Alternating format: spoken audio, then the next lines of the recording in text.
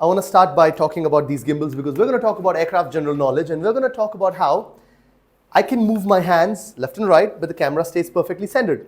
Same thing with him as well. Actually, do one thing. Keep the door open outside so that you can come in and out and also not bother the projector. Yeah, let the door be open the whole time outside.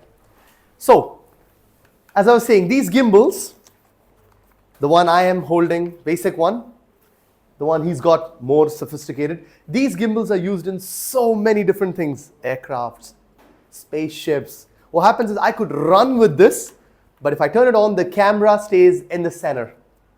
That's because the gimbal has an orientation device called as a gyroscope.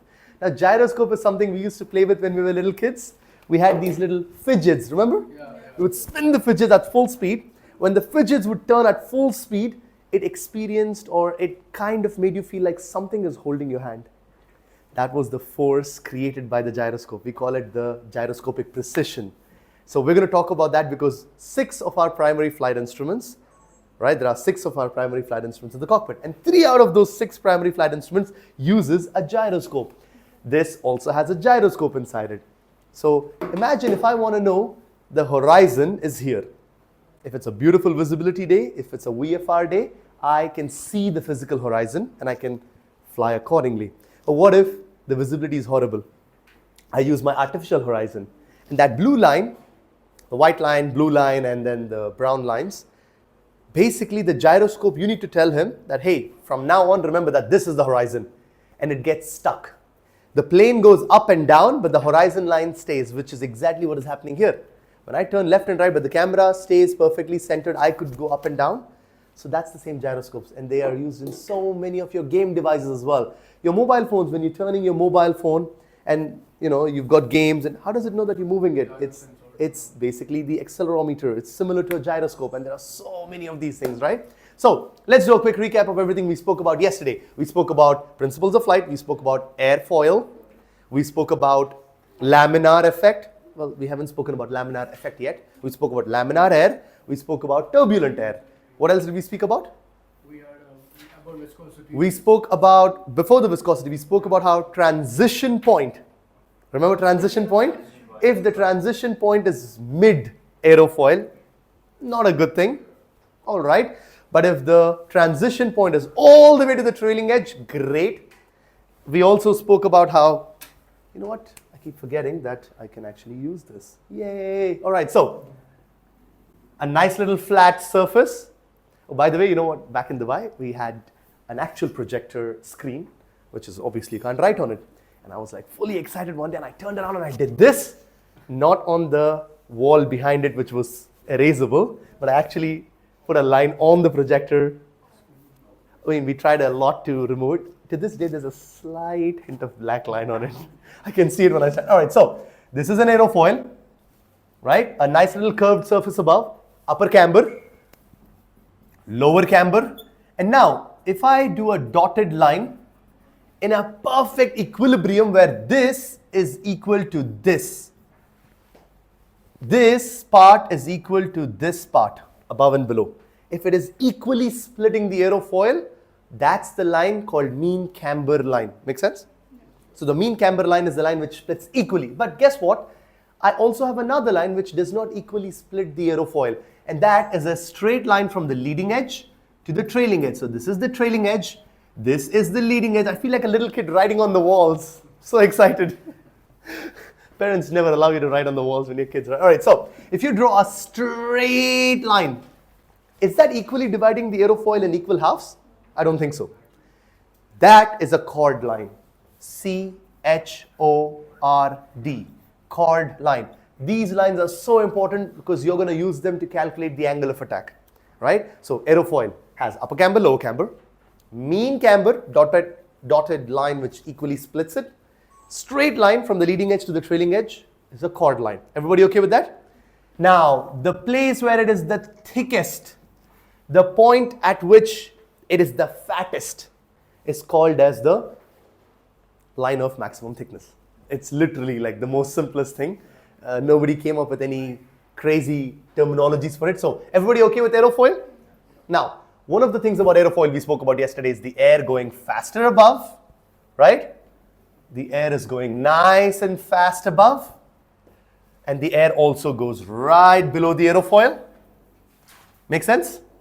And they meet each other at the trailing edge. The air going above is obviously going faster. Bernoulli's principle, I think you spoke about it yesterday. We'll talk about Bernoulli's principle in depth today. We'll talk about equation of the continuity equation and so on. The air is going faster above and the air is going slower below. The air going slower below creates a high pressure, right? The air going faster above creates a low pressure. The difference in pressure above and below is the reason for creating lift. If I don't have low pressure above and high pressure below, I cannot create lift. Everybody okay with that concept? The only reason aircrafts fly in the air is because the air is going faster above, and the faster air automatically creates low pressure because of Bernoulli's principle. I mean, we'll study more about that phenomena. The air going slower below, now slower, just a little bit slower than the guys above. By the way, the airspeed here, oh, quick question, what is that point called? Very good, stagnation point. So the stagnation point is where the air gets stuck. The air pretty much gets stuck. Half of the air goes above, half of the air goes below. That air is quite important for creating drag, which is not a good thing, right? So the air getting stuck in front of you is kind of pushing you backwards. Drag. And what else did we speak about yesterday? The also point we spoke about is that eventually the air was going to get a bit bumpy. The point where the air gets a little bit bumpy. Yes, Kirtana? Oh, I thought you have a question. You're answering. Thank you so much. So that point is called as the transition point. Right? All right, no worries. Okay, we'll do it later. We'll figure it out later. Just put it below the table for now. So the point where the air goes from laminar, nice and beautiful, to a bit bumpy, turbulent. That point is called as transition point. And when it goes forward, it is going to create a more lower lift. If it keeps coming all the way forward to the leading edge, you will even reach a point where you can kill the lift. Make sense? If you kill the lift, what do you call that? Stall. If you don't create lift, or if you kill the lift, you call it stall. Now, we also spoke yesterday how, I feel so much better. I wasn't able to explain so many things yesterday because I didn't have the luxury of writing on the wall. All right, so if I make the shape of the aerofoil move in a certain way. Okay, not bad. Now, I'm not even putting a lot of effort, Not even putting a lot of effort. Woo. Okay, so if this aerofoil was this way, why? Because I either moved my aileron up or my spoiler up. Flaps only go down. Flaps don't go up. Flaps only go down, 10 degree, 20 degree, 30 degree, and back to 0. They don't go up. When the aileron goes up or a flap goes up, this is what happens. Yep.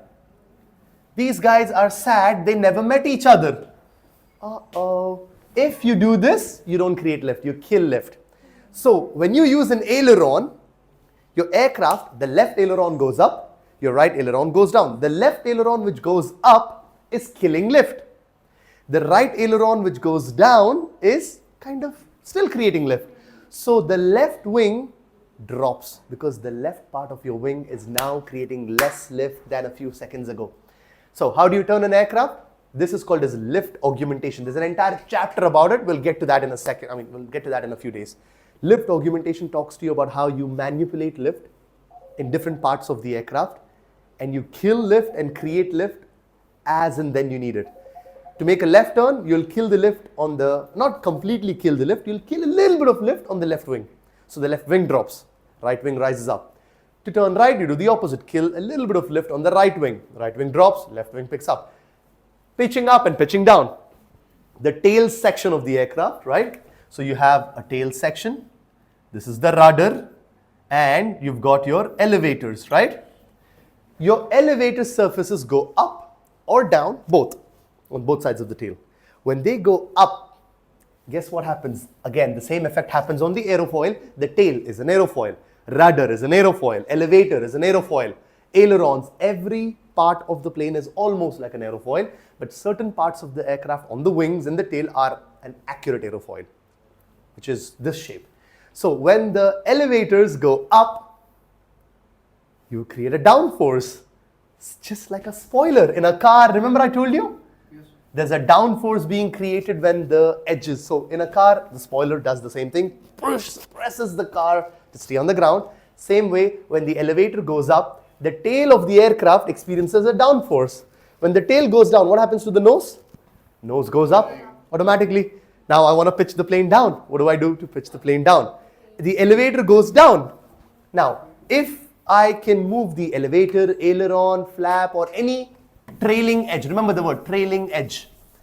If I can change the trailing edge of the aircraft, and it could be like that, it doesn't kill lift. The air still continues with that same flow, the laminar air or the turbulent air, whatever the airflow is, it will continue and they'll meet each other. Because they met each other, the lift formula still continues. Oh, speaking about the lift formula, Aditi, what is the lift formula? It's coefficient of lift. It's coefficient of lift Times half. times half Times v square times s. times v square times s times rho. What does rho stand for? Density. What does CL stand for? Coefficient lift. What does V square stand for? Velocity of air. And what does S stand for? Surface area of the airfoil. Thank you so much. I am super happy with all of those answers. So, everybody okay with the concept of lift? So, let's keep moving. So, we know a lot about the aerofoil now. And what we're now going to do is, I can't imagine how beautifully this is erasing. Can't get over the fact. But every now and then, I should ask Mr. Rajesh to just clean up with the...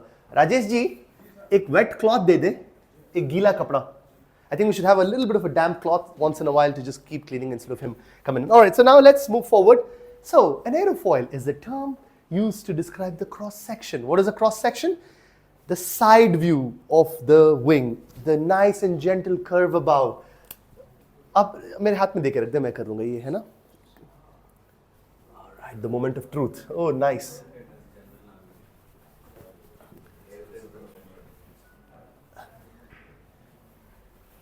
Okay. All right, let's keep moving. I'll leave this here. So, the aerofoil is a cross section, the side shape. It's a gentle curve above and a nice little flat surface below. Oh, haha, can do this. We've had all this, I don't know why. All right, so the basic principle of Bernoulli. Bernoulli was a guy who came up with this very beautiful explanation of why things work in a certain way in nature. Bernoulli basically did a lot of research with liquids. I think he was a plumber. I think he was a plumber because all the experiments... Yes, Rahmat? You have a question? It's okay, don't worry, it's all right. So, Bernoulli made a lot of experiments where there's a lot of water tubes, right? There's tubes going certain size, and then he experiments with the tubes getting narrower, and then the tubes getting bigger, and then, you know, all of that, right? So he was checking for the pressure of the water at different points of the pipe, which is why I'm telling you, I think he was a plumber. When I show you the videos, yeah, he had lots of time with pipes and liquids and waters and to play around with pressure. So he put a lot of instruments, right? And he checked what is the pressure. Because it's wet. Now the marker is acting weird because there's a layer of water. Maybe not a good idea to use that all the time. All right, so we learn from our mistakes. All right, so he checked the pressure of the water at this point, and then he checked the pressure on the water at this point, and then the pressure of the water again after the narrowing opens up, widens up. What he realized was like, wait a minute, he saw that the pressure of the water, liquids, now liquids and gases are together called as fluids, things which flow, liquids and gases, fluids. All the laws associated with liquids will also work with gases. So together we call it law of fluids, right? So the air pressure here was a certain number, all right, no worries. The minute it started narrowing, he started noticing that the pressure increased. He was like, wait, what's going on? But then later, after that area, the pressure was again slower. So he was like, oh, so liquids are increasing pressure when they're going through this narrow area. And then he also said, I also want to check the speed. So he put another instrument here, which is a speed instrument, and this is the pressure instrument. he started noticing that the pressure was increasing, and at the same time when the pressure increased, the speed decreased.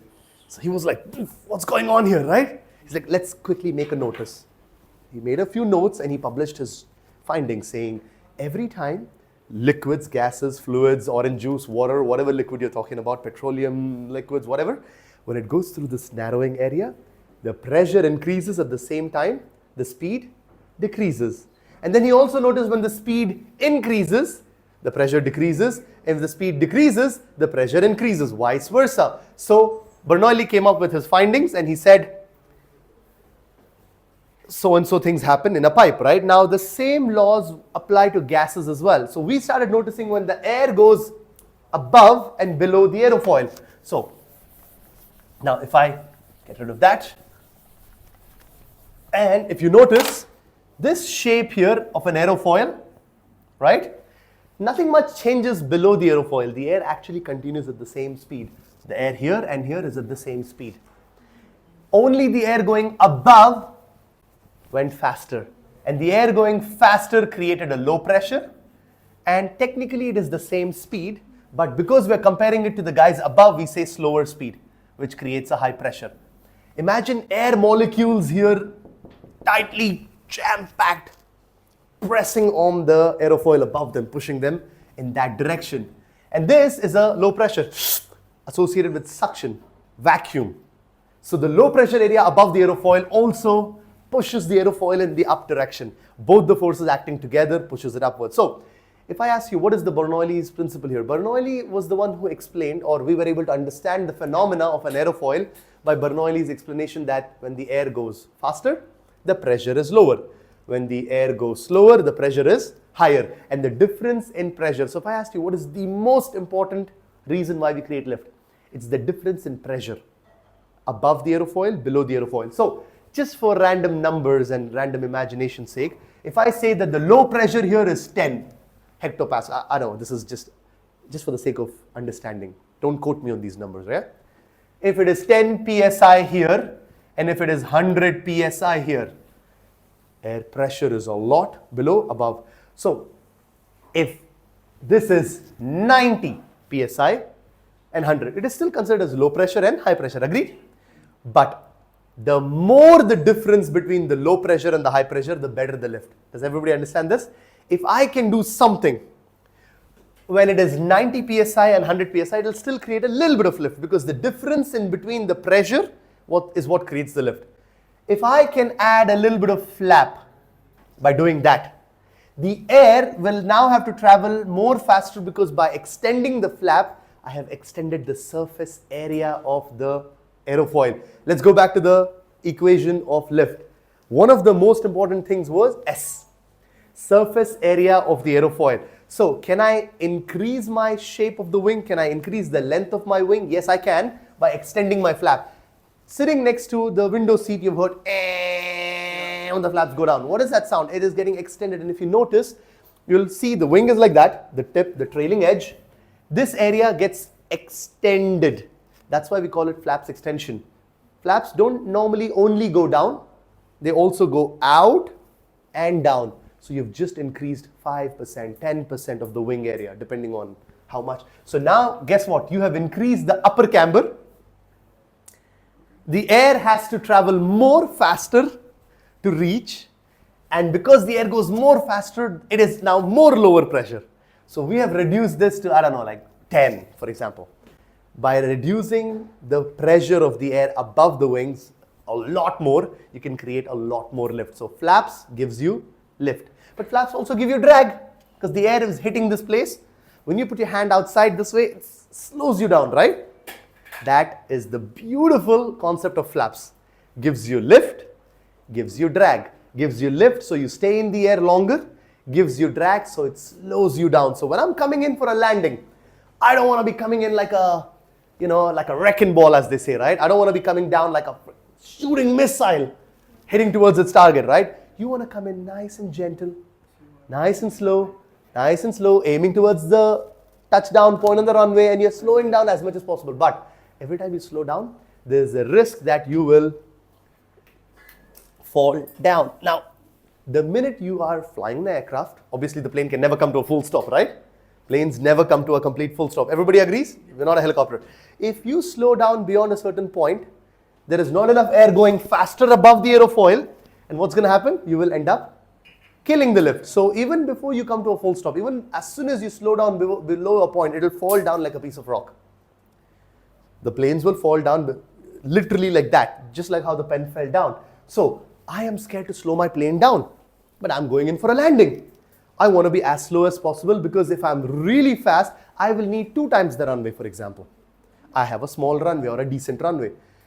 So I put my flaps down. As soon as the flaps go down, they create drag, slow you down, but they also ended up extending your camber, creating more lift. So flaps are 2 reasons. I'll ask you always, what are the purposes of flaps or what are the benefits of flaps? Flaps give you more lift and at slow speeds. So you say flaps give us extra lift at slow speeds. Everybody okay with that concept? All right, so that's what we need to understand here. Let's keep moving. All right.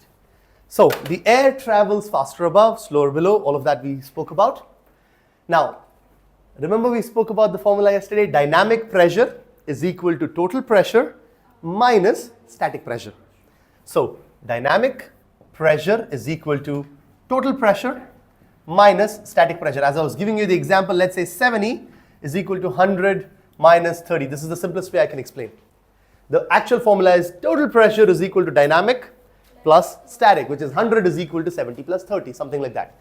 Right? We're going to talk about dynamic pressure, static pressure, and we will understand the next level of its deeper meaning. All right? So, the word dynamic pressure is the pressure of the air when the air is moving. Static pressure is the pressure of the air when it is stationary. As simple as that. Let's keep moving. The static pressure creates a pressure difference between the upper and lower surface. That is called lift and opposes the weight of an aircraft. This is what we already spoke about. The difference in pressure, the air going faster above, slower below, creating different pressures, is the reason why we create lift. Any questions about this? All right, let's keep moving. Now, let's talk about the angle of attack. The angle of attack, very, very important. The angle of attack is very important for creating lift. In fact, if you have more angle of attack, it's better for lift. The higher the angle of attack, the higher the lift. But everything has a limit. You cannot keep doing something which you think is good a lot. Protein is great for your body. Have you heard of protein poisoning? Yeah. Right? Too much of protein is bad. Similarly, every good thing there's a limit to it. You need to know where to stop. Same way, the angle of attack is a great example. Let's do an aerofoil again. Now, throughout your pilot training, you're going to see this image drawn a million times. In every other chapter, the instructors get fed up of drawing aerofoils. And even after years of drawing an aerofoil, if you can't get an aerofoil right, it's a shame. I still can't get the aerofoil drawings right. So, again, what is the straight line from the leading edge to the trailing edge? Chord line. So let me extend the chord line both the ways, yeah? Do you see what I just did? It is a chord line. So by the way, chord line is only from the leading edge to the trailing edge, but we extend the chord line to calculate the angle of attack. To calculate the angle of attack, I only need 2 parameters. Again, angle of attack. It is an angle. How many lines do you need to create an angle? 2. Minimum. I mean, minimum and maximum, right? A 1 line is not an angle. If I say, what is the angle between this line and this line, what would you say? 90 degrees. It almost looks like a 90 degree, right? So I needed line number 1, A to B, B to C, correct?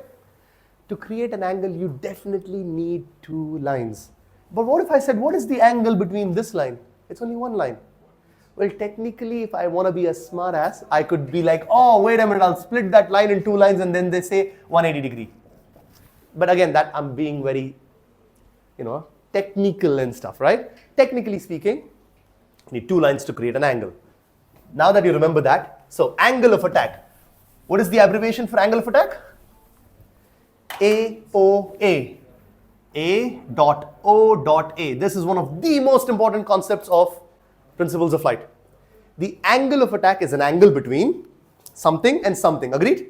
So every time I ask you the definition, what is the angle of attack? Please start the answer by saying an angle of attack is the angle between something and something. Now what are these two things? The first one is a chord line. You see that line? Extended chord line. The angle of attack is the angle between the chord line and the next line is RAF, relative airflow. Please write it down. Relative airflow, which means the air coming and hitting the aircraft.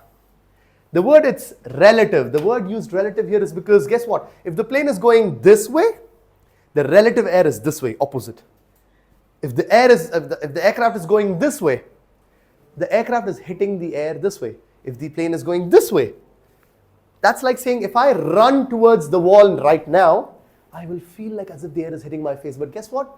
The air is actually stationary. Well, let's turn off the AC and close all the windows, and the air is actually stationary in this room. But then I start running. I feel the wind.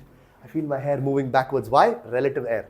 Does that make sense? But now I stop, and if I start running in this direction, I will feel the relative air this way. So the point is, the angle of attack is the angle between the relative airflow and the chord line. So if I have the relative airflow, you will create this angle, the angle between the relative airflow and the chord line of the wing. Make sense? Just like the lift formula yesterday, I made sure everybody repeats it and gets it right. I have to make sure everybody gets this right today. The angle of attack is the angle between a chord line and the relative airflow. Simple, right? Thank you so much. That is super important. The more the angle of attack, if I start pitching up, the more the angle of attack, 6 degrees, 7 degrees, 8, 9, more lift, more lift, more lift, more lift. But after a point, your angle of attack will get so high, the lift is so high that it will not create more lift. So after a point, the lift will stop. And there is a crucial point called as critical angle. Critical angle. If you reach that critical angle, that is the maximum angle of attack at which your aircraft will continue to create lift. And if you go above the critical angle, what's going to happen? Stall. So smaller aircrafts will say, oh, 3-degree angle of attack, good enough. 4, 5, 6, 7, amazing. 8, oh, much better. 9, 10, 11, 12. Certain aircrafts have 12 degrees of angle of attack, critical angle. Certain aircrafts have 14 degrees of critical angle. Depends on the aircraft. Obviously, your pilot operating handbook will tell you everything about your aircraft. So your aircraft is 14-degree angle of attack. Sorry, 14-degree critical angle. So when you reach that angle, the plane is literally vibrating and shivering. We call it buffeting. In aviation terminologies, we don't call it shivering and vibrating. We call it buffeting. So the aircraft wings are buffeting and the whole plane in your stick or the joystick or whatever the control column is vibrating. That's the aircraft telling you, please stop, you're going to kill me. Please stop. What are you doing to me, right? So the plane's buffeting, buffeting, buffeting when it reaches the critical angle, and then whoop, it goes into a complete stall and dives down. And now it's falling down like a piece of rock, right? So that is what we will talk about later, about the critical angle and the stall and so on. But for now, we're talking about the general concept. So everybody okay with this? Angle of attack is the angle between chord line and relative flow. The more the angle of attack, the better for lift. But after a point, when you reach the critical angle, you cannot. You keep climbing up the mountain, you reach the summit. Anything more, you'll go down the hill, right? Something like that. Let me just make sure I've covered all of that. Yes, so relative airflow, yep, more lift is created. Let's keep moving. We already know what is the leading edge, right? The frontmost part of the aerofoil. We also know what is a trailing edge. We know what is chord or the chord line. By the way, the chord or a chord line, same thing. Chord or a chord line, same thing. Mean camber line, the line which cuts it equally, yep. Point of maximum thickness, the point where it's the maximum. Nothing crazy here. I think we already have this, but please make a beautiful diagram. Draw this out. Yep, please draw this out. Upper camber, lower camber, mean camber, chord line, point of maximum thickness, stagnation point, leading edge, trailing edge. You got to know all these things.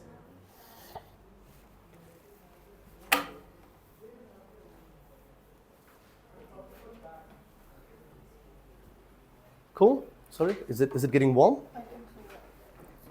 I'll reduce the temperature. I think let me. It is super cool. I know what's happening.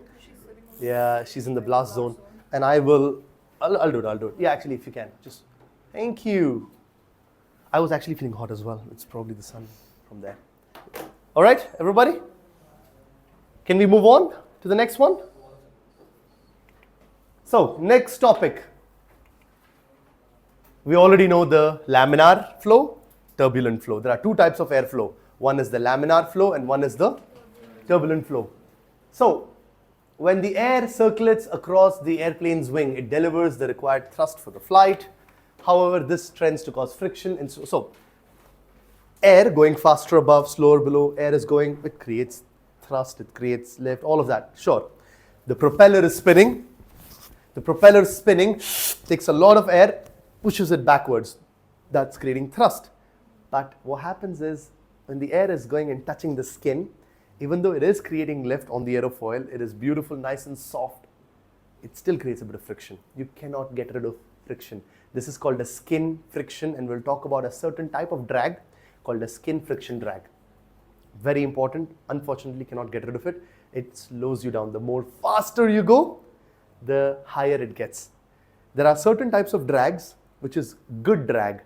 What that means is, the more faster you go, the drag reduces. And that type of a drag, or an instrument, or a piece of your plane, or a part of your plane which creates drag, but when you go faster, it does not have the same effect anymore. That is called as good drag.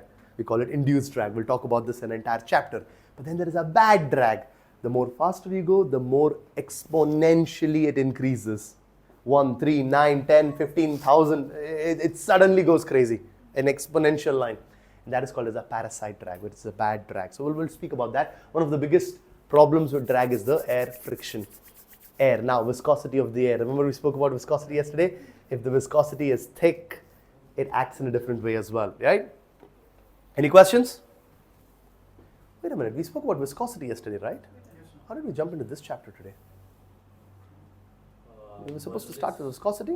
There was Bernoulli's left, sir. Something happened. Did I start the wrong chapter today? You guys should. I just realized it now, saying something's missing. It would be nice for you guys to let me know before. Okay, no worries, we'll cover it up. The chapter in between was viscosity, I believe. Right. What happened here? Are you done with this chapter? No? No, right? No. How did I jump all the way here?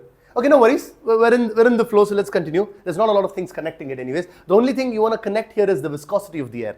The chapter of viscosity would have explained that if the viscosity of the air was more, then obviously the friction will also be more. Imagine swimming in a glass of water or a pool of water, and then imagine swimming in honey, a pool of honey liquid, or thick oil grease which is highly viscous.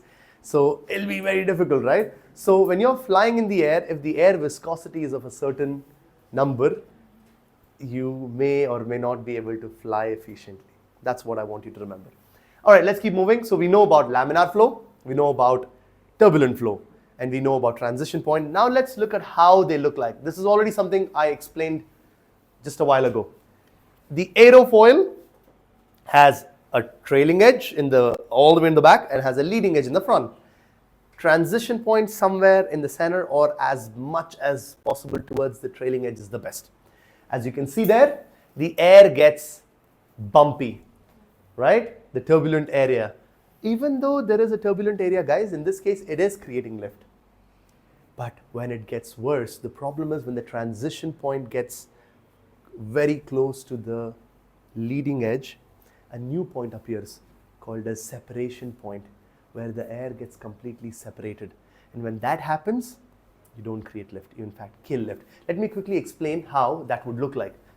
If the aerofoil is this way, and if the transition point is very, very close to the front, it's nice and laminar and very bumpy. But after a point, something called as a separation point appears, where the air does not even continue towards the trailing edge, and it gets completely separated. The air going below did not meet each other. It doesn't matter if you used if you used a spoiler or not. It doesn't matter if you used a device which goes up and makes the air separate. Sometimes because the speed of the air is so slow that it doesn't have enough energy to go all the way to the trailing edge. And in this case, Rahmat, as I showed you in that example, the air going above was so slow that it could not travel all the way to the trailing edge, got bumpy very quick, and finally got separated. You have a question? No? All right. So we will speak about this as well, separation point.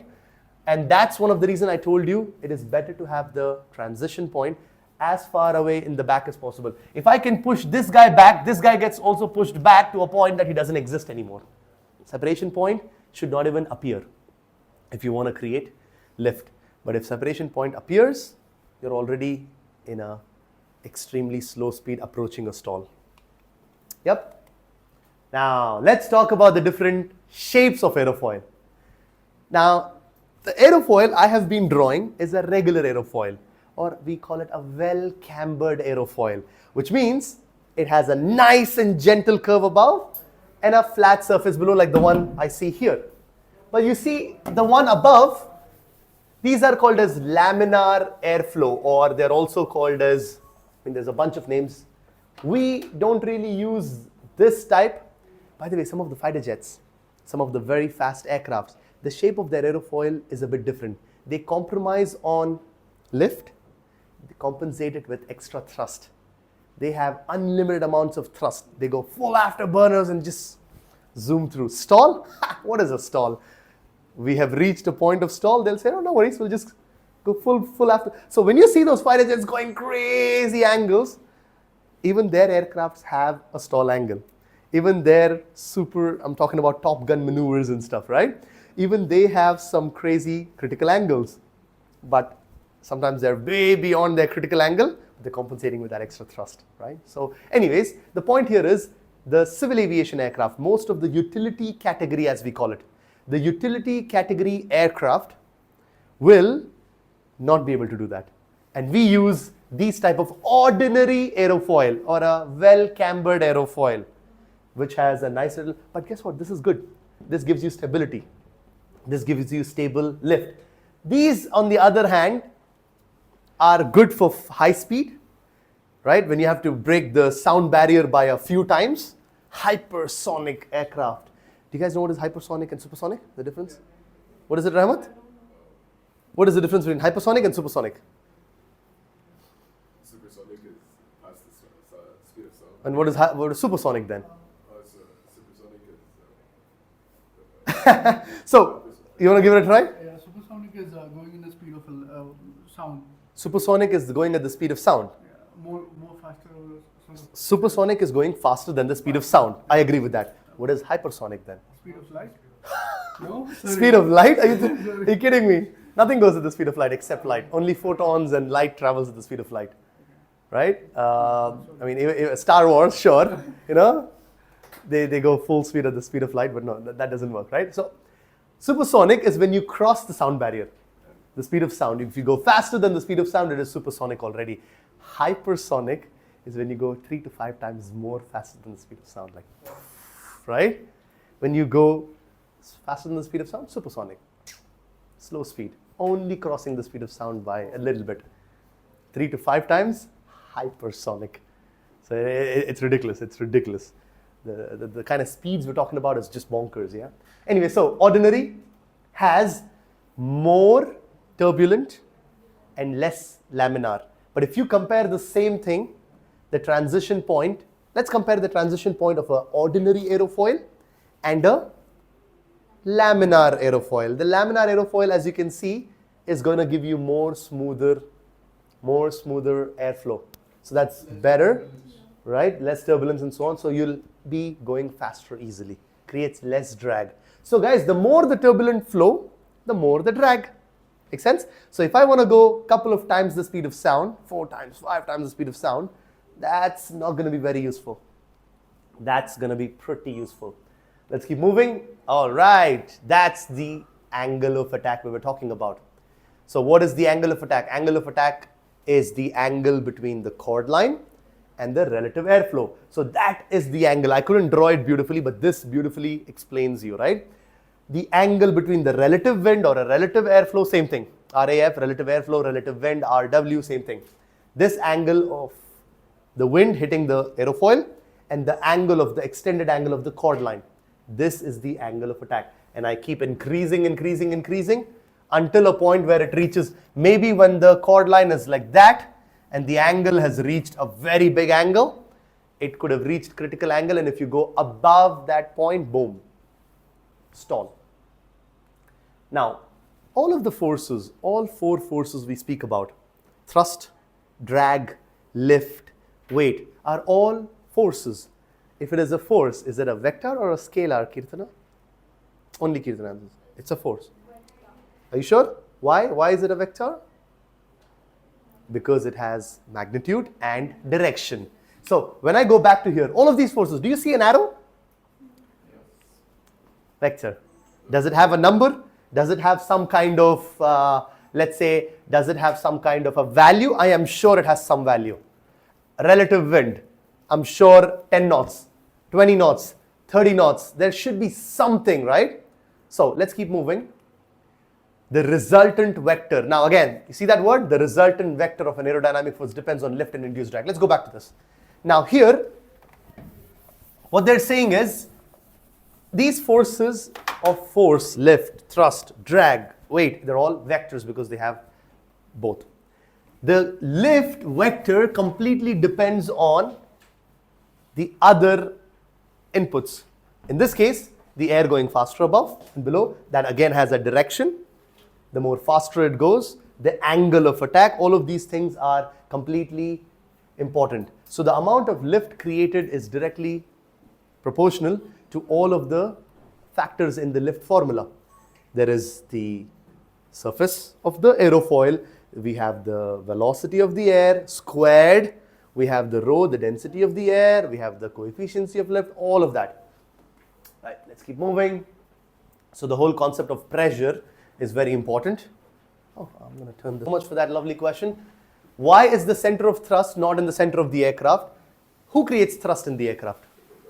The propeller. So if the plane is a single engine aircraft with one propeller in the nose, the center of thrust will be in the center of the propeller in the nose. Make sense? But if the plane in question is a twin engine aircraft, propeller or a jet plane, the center of thrust for that engine is in the center of that engine. The center of thrust of this engine is in the center of their engine. But when you take the entire aircraft, they find a mean point, an equal distance point between the two engines, and call it the center of thrust. Because if you find an equilibrium between the two engines, the center point. What about the center of drag? The center of drag is not going to be in the center of the aircraft. It is also going to be a little bit behind the center of gravity, because all the drag acting backwards is starting from that point. By the way, the drag is happening from every millimeter of the aircraft. Every inch of the aircraft is creating drag. But when you have to calculate a mean point, an average point, so 10 plus 20 plus 30 plus 40 plus 50 divided by 5. So when you find a mean point, that's the point you get.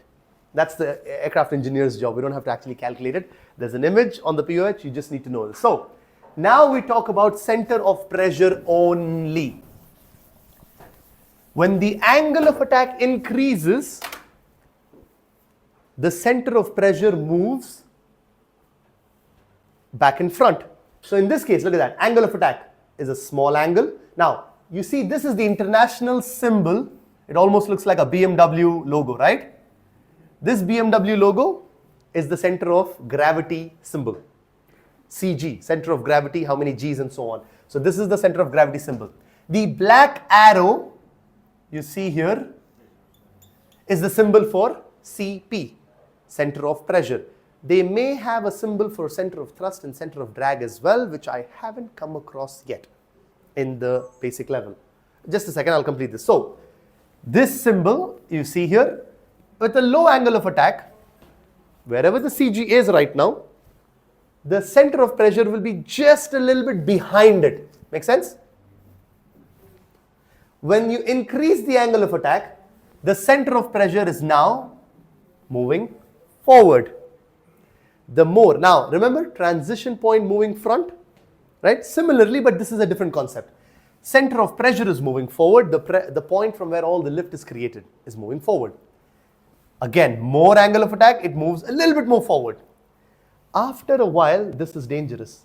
The center of pressure reaches very close to the leading edge area. And if you're super close to the leading edge area, you are going to reach the critical point. After a point, it is going to be outside the aerofoil.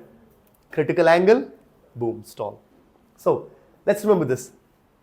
When you are at low angles of attack, your center of gravity, wherever it is, the center of pressure will be just a little bit behind it. You start increasing the Angle of attack, the black arrow, center of pressure, moves a little bit forward. A little bit more forward, a little bit more forward. But after a while, this is not good if it goes very close to the leading edge. Does that make sense?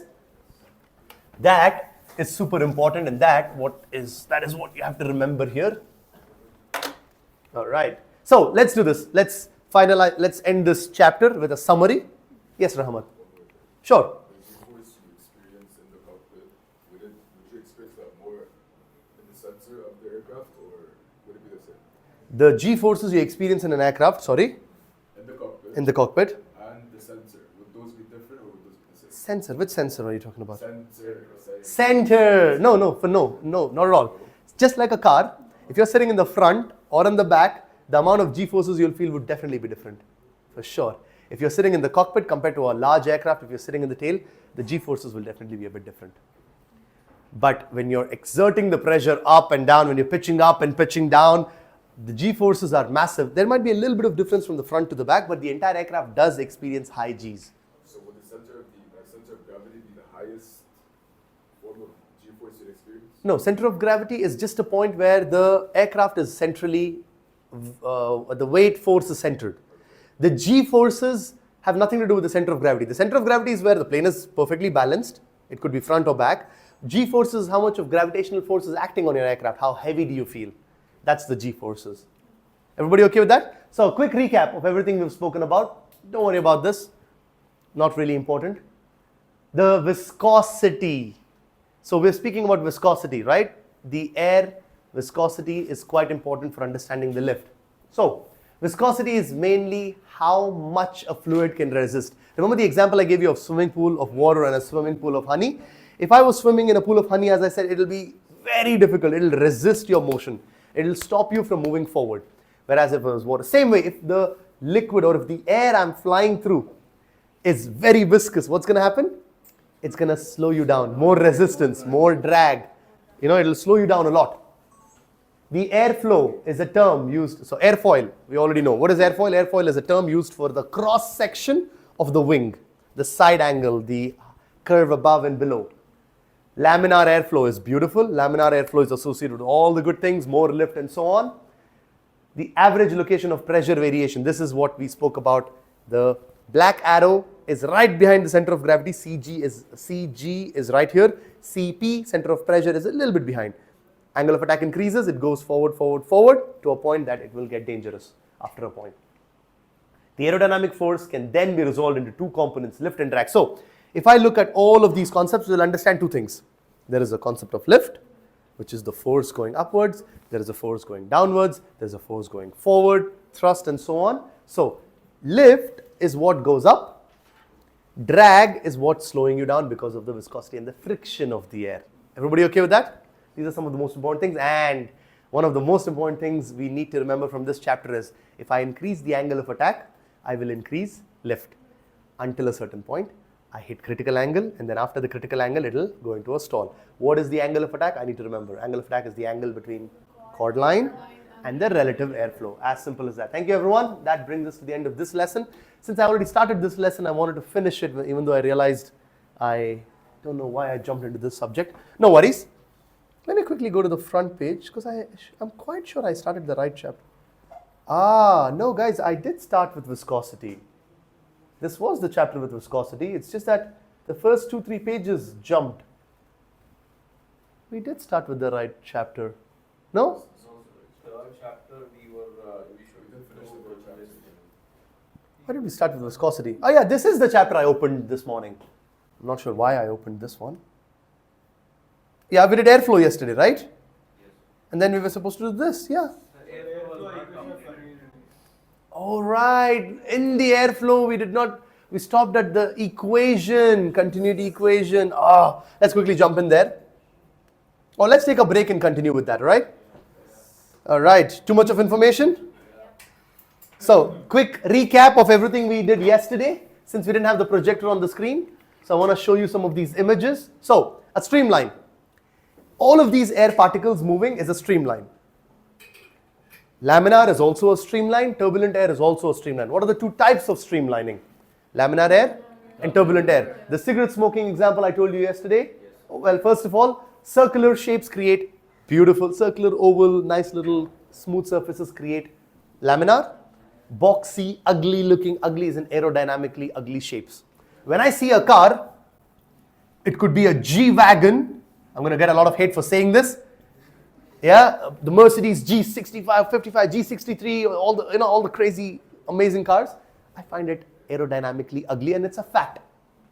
Debate with me about it, but it is aerodynamically ugly. But then the other cars which are nice and curvy like that, you can think of the Porsche Carrera or it's a sleek design. This is a laminar design. This is a very turbulent design. So they have to come up with twice the engine power to go almost half the speed of those supercars. Does that make sense?